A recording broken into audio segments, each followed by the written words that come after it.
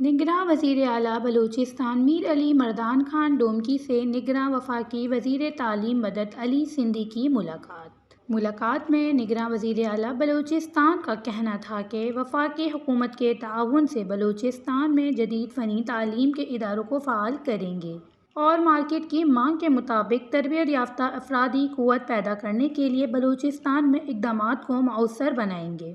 انہوں نے مزید کہا کہ فنی تعلیمی اداروں کے معیار کو بہتر بنا کر ان کی ساکھ کو بہتر بنایا جائے تو خاطر خواہ نتائج حاصل ہو سکتے ہیں، جس پر نگراں وفاقی وزیر تعلیم مدد علی سندھی نے کہا کہ وفاقی اداروں کے انتظامی امور میں تمام صوبوں کی نمائندگی یقینی بنائی جائے گی۔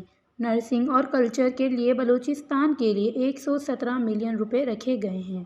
انہوں نے مزید بتایا کہ بلوچستان جامعات کے درپیش مسائل کو حل کرنے کے لیے چیئرمین ہائر ایجوکیشن کمیشن سے نتیجہ خیز بات کی جائے گی۔ وش نیوز، کوئٹہ، بلوچستان۔